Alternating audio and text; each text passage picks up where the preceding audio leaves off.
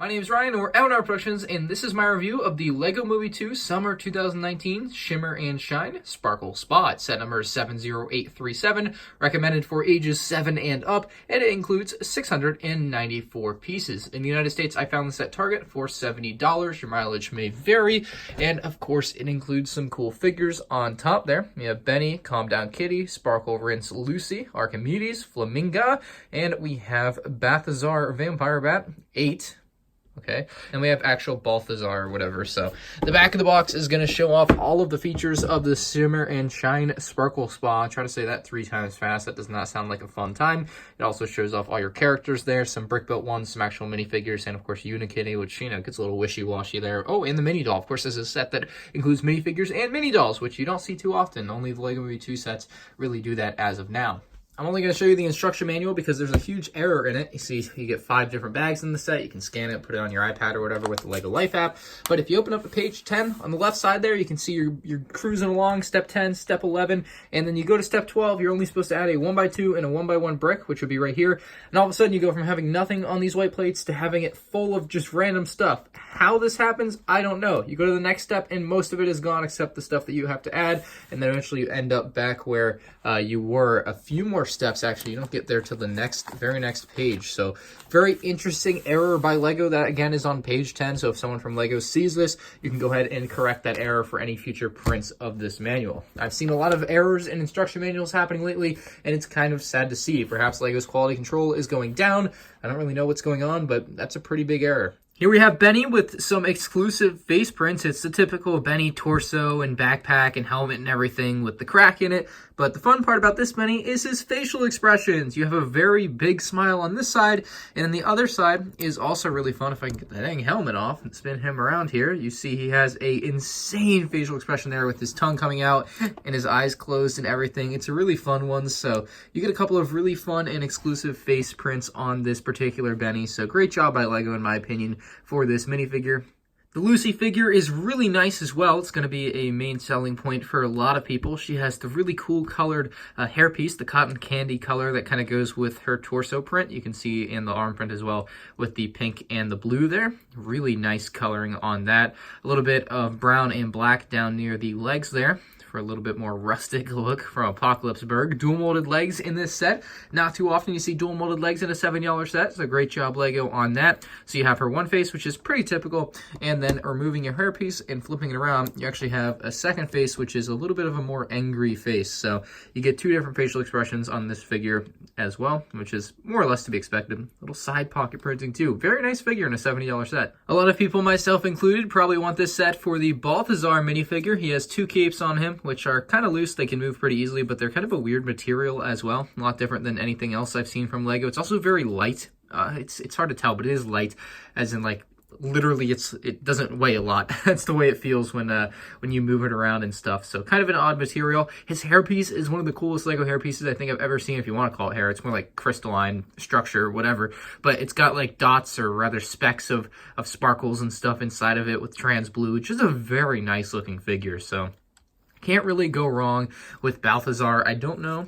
He's not going to have much of a back print. There's a little bit of a thing on there. I think that just says 2014 LEGO, 2012 LEGO, something like that. It's copyright information. He's got dual molded arms with the extra, I don't know if it's dual molded or dipped in paint. I think it's dipped in paint. You can see a little bit of a blur there on the line. Very interesting. But yeah, that's Balthazar. Little print on his feet as well, but that's all you get for that figure. Real quick, you also get the Balthazar Vampire Bat as well. So same kind of hairpiece, but on a bat body and with a different facial expression. Obviously with fangs and everything. Very interesting. This is Calm Down Kitty, a very interesting name for this particular figure. So instead of Ultra Kitty, it's Calm Down Kitty. Very nice. She, of course, has the rotatable head. You know, everything that you would typically expect from this type of figure. So I particularly like the rivets on the 1x3 plate or brick on top of her. I guess it's a plate on top of her. So very nice prints on there all around. And from left to right, we have Archimedes, 8, and Flaminga, or the Flamingo, whatever you want to call it. But these are the other three kind of figurines in this set. Archimedes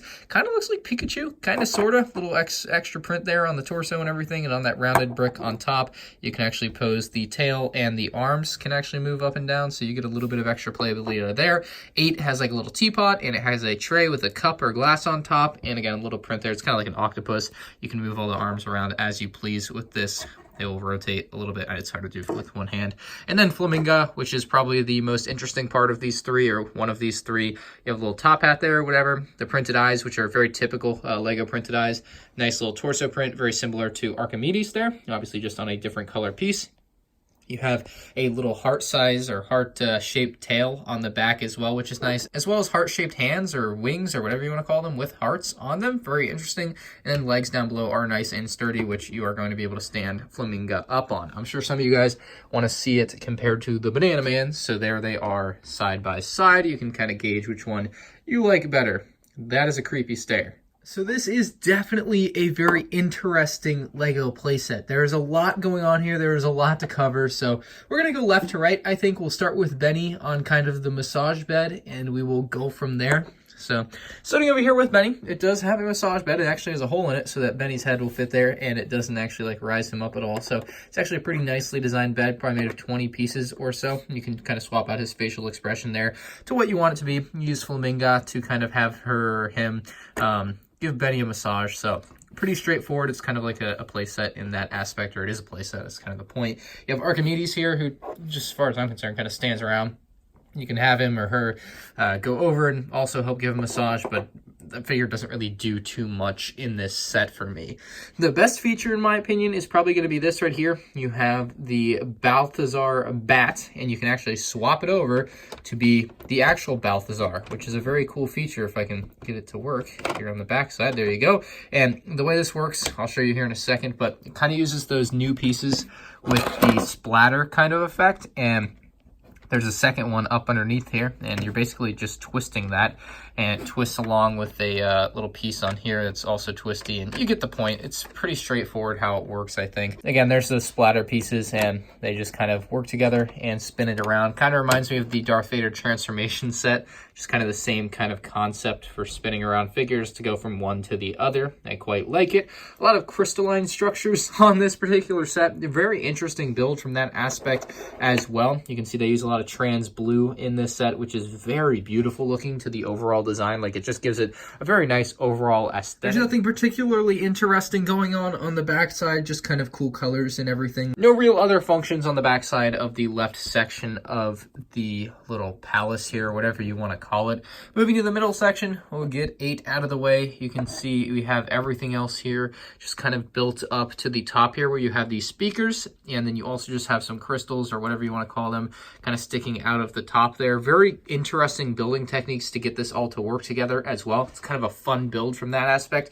Again, a lot of trans light blue in this set. Looks very beautiful. You can see they have some torches, or rather some fire inside of those globe type pieces, and that's just regular fire leading up to the back over there, which we'll get to in a second. This middle section is really just for looks though. It doesn't really do anything. You can place a figure down or something, but you really have no actual function of this middle section. You can use it to pick up the whole play set. That's actually like probably the best thing it's used for, but again, nothing going on the backside of it, just kind of interesting color usage. I love this kind of baby blue that they put into this, but other than that, again, this middle section really is the least interesting section as far as functions go. I'll just give you a better look at all the details on top, though, because I'm sure you do want to get a good look at those. Use some very interesting pyramid pieces and everything to get everything kind of shaped together. Very cool, and these can also move up and down. I guess that's the one feature the middle section has, but I just kind of like to leave them in the middle where they are. It's kind of vertical. I don't know what to call these, but these pillars of like crystals that go up and down. Very interesting design there with a lot of cool colors hidden underneath the trans blue that kind of shines through. So very cool pillars in the middle there that kind of tie the set together and section it off as well very nicely. Moving on to the bath side, you have some cool stuff as well. The trans blue steps that lead up to the bath, kind of like a clamshell or whatever you want to call it up top here. If you do want to open it, you're going to have to manually open it like so. You can actually take, I guess, we'll call Calm Down Kitty here.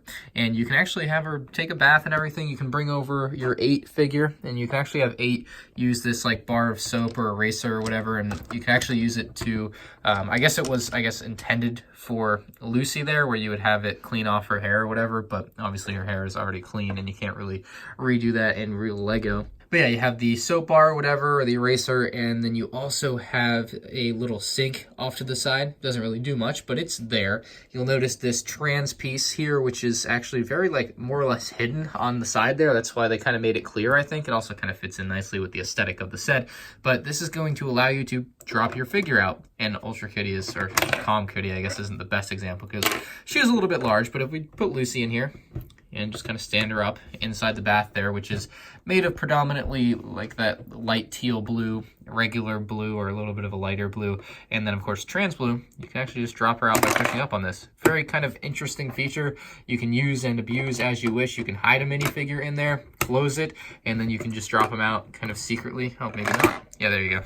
Drops out pretty easily. So that's all the functions on the set, and just from an overall design standpoint, it's well designed. Like, it's strong enough that you can pick it up, so everything's connected very nicely, which is very important. Basically, both sections are connected on with these pieces here that have the beams that go in between. Basically, 2 1x4 plates connected with a couple of just regular tiles in between. That it's just an all-in-one piece. It's also going to be the same on the bottom of the set, or used just above those plates there, so you can kind of see or get an idea of what's going on there. Anyway, just a very beautiful set. I think color-wise, it's beautiful. You get the Flaminga, you get some awesome exclusive figures in this set that you can't get in any other set that I think is going to be a big draw for people.